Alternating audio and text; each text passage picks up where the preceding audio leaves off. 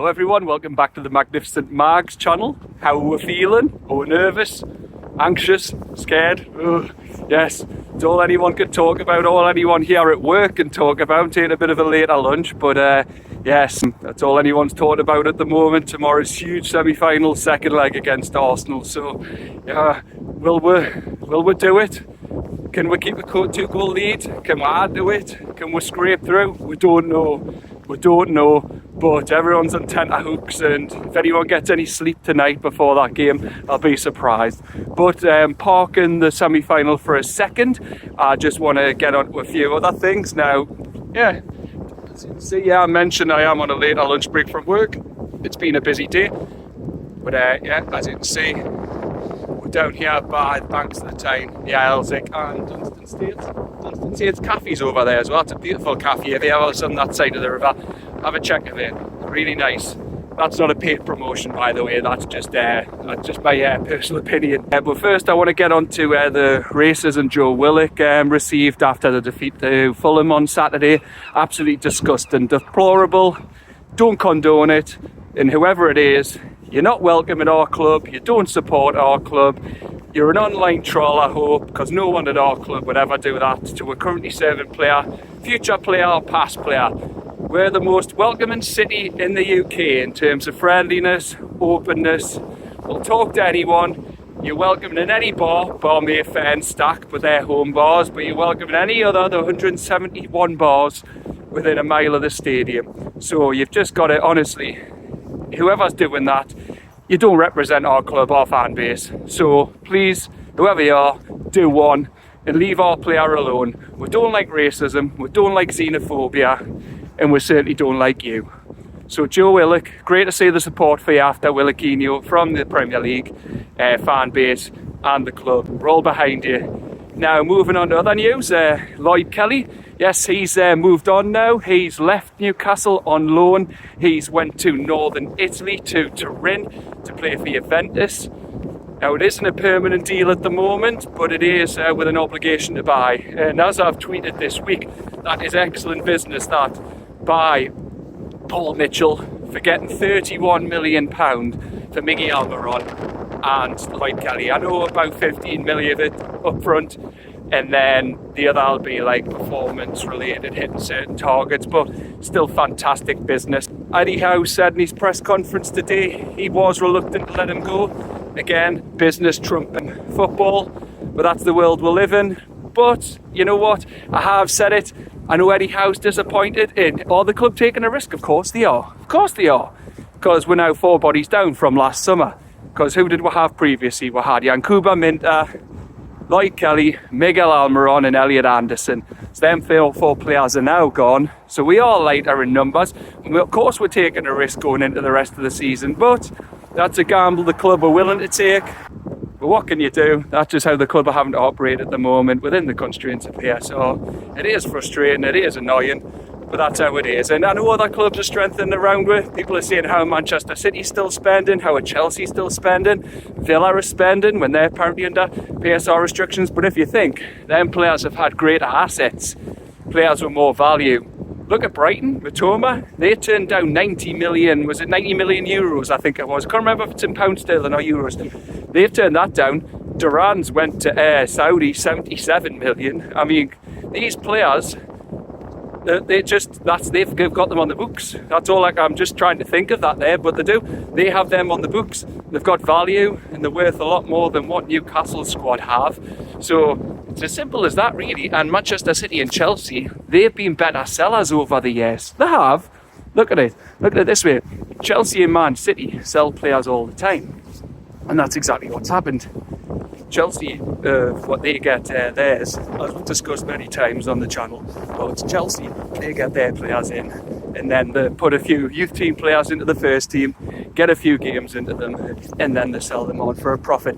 That model works. Now the loophole was closed, obviously, where they had done the hotels, and then they've sold the women's team, training ground and everything to themselves, but that model works, and their revenues trump Newcastle United. I don't know whether anyone wants to hear that, but that's a fact. they've been doing it for years and they've had a head start on us for years in terms of being able to spend without restrictions. And unfortunately, we finally got the takeover, but it was too late, and they created rules to prevent us from being able to spend what we want. Even though I've said before, I don't think we should be able to spend what we want, but I think there should be a cap on it where it's fairly equal. But that's just how it is. Them teams, in terms of broadcast revenue, match day revenue, commercial income and player sales, that's why they can do it. So that's just the reality win. You have to realise that. And that takes one nicely to the news that Luke Edwards broke today about the new stadium, or St James's Park. Now, it's been revealed that it seems that PIF's preferred option, the recommended option to PIF, is going for a new stadium. The capacity is rumoured to be just shy of 70,000. The cost to build it is going to be £1.2 billion. And if he were to stay at St James's Park, it would be between £600 and £800 million, which would be half the cost of the new stadium. Now, I've championed staying at St James's Park before. Of course I have. It's nostalgic, we'll love it. It's the cathedral on the hill, as many call it. It's right in the heart of the city centre. It's unique to it all. And it's just so close to all the bars. Easy to get to, transportation links. Many memorable games and teams have played there over the years. But I have since swayed. You've got to look at it from the bigger picture now. The figures have came out. The concourses at St James's are cramped. The capacity at the moment of 52,000 is a lot smaller and is getting dwarfed by other teams. You've got Spurs with the Tottenham Hotspur Stadium, trumps ours. Emirates, so that's much bigger, 60,000. Evidence U Stadium's going to be bigger than ours. It's just the way it's going at the moment. And if you want to keep up with these teams, I know we're currently ahead of Everton on the pitch, but if you want to keep up with these teams off it, you've got to grow all areas. And I feel like a new stadium is the way forward. I've just touched on it, but the concourses are cramped. The lighting is outdated. The sound system's outdated. Seats are looking a little tired. Atmosphere has went a bit flat. I do believe a lot of that is down to having the away fans up in level 7. But yeah, I've always championed them that they should be moved closer to the pitch to give a better atmosphere. And looking at the plans of it, Leazes Park, I feel that would work. Now, obviously, there's going to be other issues that we'll have to get to. I believe the bandstand is protected within Leazes Park. You've got the issue that it's a green space, and will that need to be moved elsewhere? Because it's said that they're going to build the new stadium on the back of the Leazes end. The Leazes end is the last part of the new stadium that'll be built up to take it down off the current St James's site if we choose to move. But yeah, you've just got to think of all avenues. St James's is tired in a lot of areas. The food, drink options are poor. Just better, even half-time entertainment doesn't need to be pre-match. New songs, I know that can be approved at the moment, but a lot of it is looking outdated. And if we move to a new stadium, bigger capacity, we'll keep up with other clubs, whether it's the bubble wrap design or not. We'll be able to increase match day revenue with new food and drink options, better entertainment half-time. Could be retractable pitches like the Bernabeu has in the Tottenham Hotspur Stadium. We can attract other concerts, or we could attract stuff like American sports there. You've got to look at all commercial areas. PIF basically own everything. So that would work in the new stadium. It would be able to bring in more fans. Yes, I know a lot are locked out, and this is PIF's prerogative, but fans at the moment, will they get season tickets if the new stadium happens? It's not guaranteed. Of course it isn't. They could look to maximise other areas of the stadium in terms of corporate and other match day hospitality and wings and all that, if they choose to move wings to the new stadium if it happens. But just moving there as well, I just feel if it's still in any one postcode, new stadium, bigger capacity, better entertainment, food and drink options, that means we can bring in that money, we can get brand new lucrative big contracts commercially, maximise all avenues, and just open up the club to more fans, new, younger fans who currently can't get the games because either the season tickets were stopped after the takeover, or the ballot option, which has been a sticking point for a lot of people. I understand it is frustrating. when I've went to enter them if it hasn't came to my points. But again, I know I'm fortunate to have a season ticket. I know I'm lucky. From our side, as season ticket holders, if a new stadium happens, we'd probably have the option of staying put. They could keep us in-house while they're built around it. Other things though, you've got to look at 2028 for the Euros. St James's Park is down understandably as a host stadium, but they said in the article from Luke Edwards that it might be built for another 6-7 years, so you could be looking at 2031, 2032. And if it does move to the new area, it avoids the issues of trying to expand St James's Park with Leazes Terrace. That stupid idiot who's trying to make money off the club on Leazes Terrace, that can nip him in the bud. The access roads on Strawberry Place for the RVI, that would be negated, so we don't have to worry about that. And then obviously you've also got the metro station underneath the Gallagher end as well, so it would avoid a lot of issues there. Now I know I come back to it on green space and also the bandstand, Leazes Park being protected. However, if it's only slightly built on, when St James's Park is moved, that could be turned into green space. It could be a fan zone, then the turn stack into like a commercial retail units. Stack could be like office space, retail units or something associated with the club. Well, that could be turned into green space, so you're taking away from Leazes Park, or the section of Leazes Park that the new stadium's on, but you're giving it back elsewhere, so it doesn't make the city lose its green status there. Because that's always been an issue over the years. Remember when John Hall tried to build a stadium on the Town Moor and he just got obstacle after obstacle with the Freeman, so that's why St James's was expanded in the first place, early 90s and then the late 90s and early 2000s. But yeah, it's exciting times. That's another thing, it just reaffirms PIF's stance that they are committed to the club. And people are saying they've been more interested elsewhere, but look, they've got the finger in everything. Yes, they've got lots of staff on the payroll, but it just shows the commitment with the £200 million training ground and the stadium, whether we stay £600 to £800 million or you're looking at a new stadium for £1.2 billion.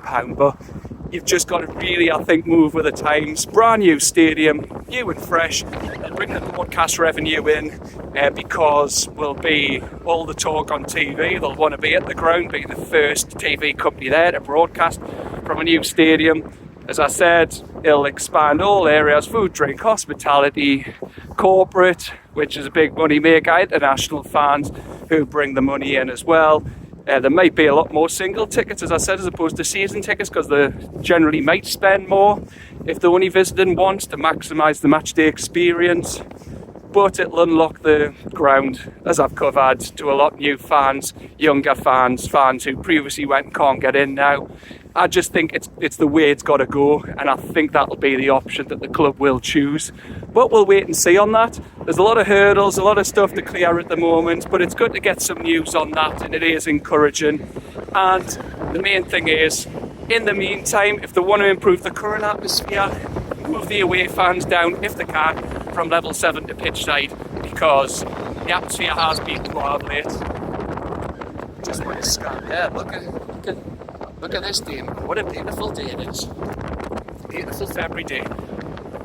Now, anyway, speaking of atmosphere, let's get on to tomorrow's big, huge, massive Gazonkin semi-final second leg. What a night it promises to be. A lot of fans are writing off. I understand, like, seeing what Arsenal have done, we've lost 2 of the last 3, both at home. It's made it a bit wobbly when St James's has seemed impenetrable again of late. Well, I've lost 4 games as well, haven't we, this season at home, which is unlike when. It's been to teams you don't expect to lose to in Bournemouth, Fulham, Brighton and West Ham. But it's a different game tomorrow. It's a semi-final second leg, and I'm sorry, but the atmosphere has been poor of late, as I've just touched on. But if you can't get yourself up for a semi-final second leg tomorrow when Wembley's the prize, then more fool you. I just got to say that, more fool you. You're there, you've got a ticket, the hottest ticket in town. Newcastle could be back in a cup final.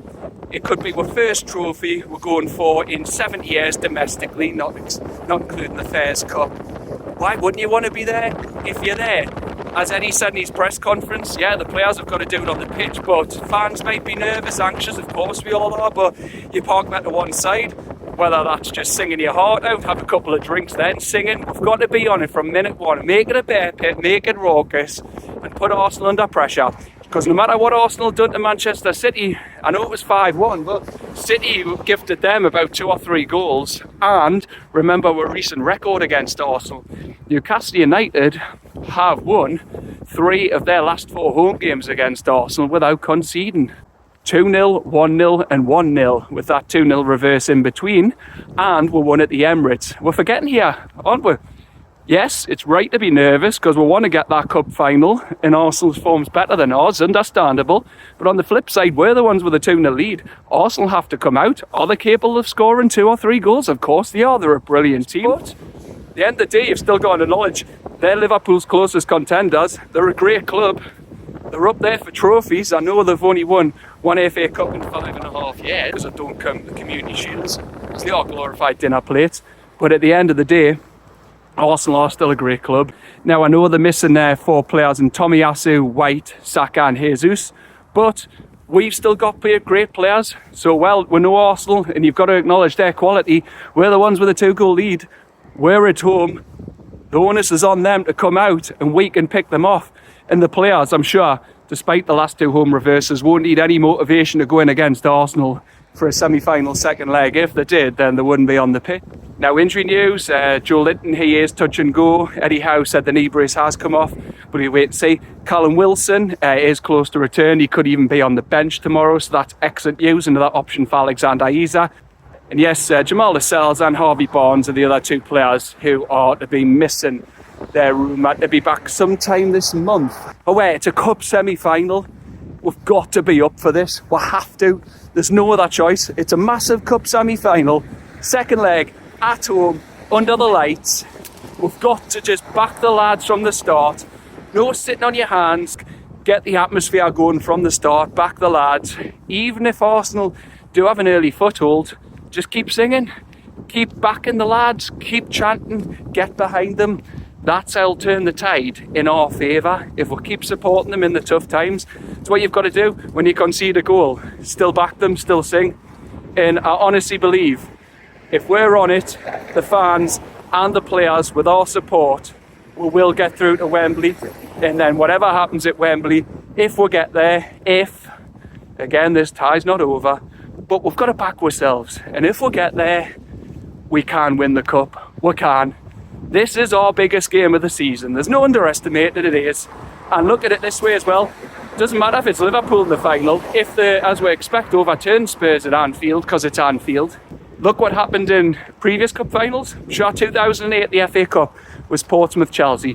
Portsmouth, the underdogs, they won. 2013, I know they got relegated a few days later, but Wigan overcame Manchester City. It's shown that teams can get there against the odd. Bradford 2014, they knocked Arsenal and other teams out in Villa, I think, on the way. And I know they lost 5-0 in the final to Swansea, but against the odds, worse teams than us. It's no disrespect them, but we're a better team and club. They got through against the odds, so we can do it tomorrow. And I didn't want to go into PSR too much because we're bored of it. All I want to do is just say, last word is, forget what's happened against Fulham, forget what's happened against Bournemouth. All the focus has to be on tomorrow night. As Eddie said today, he'll reassess the defeats next week after this and the FA Cup game at Birmingham are out the way. All we have to do now is put all the focus on tomorrow, back the lads, do our job, they'll do it on the pitch, and we can knock Arsenal out and get to the Carabao Cup final on Sunday the 16th of March. And this time, we could win it. That's all I want to say for now. Thank you very much for watching. Thank you for all the interactions. They're very much appreciated for taking your time out today to do so. Please continue to like, comment, share and subscribe and turn the notifications on. But for now, just going to go back into the office. Just want to say thank you, take care, and if you hit the match tomorrow, bring your heart, bring your soul, bring your voice and roll the lads on to victory. Thanks now. Take care. Bye-bye.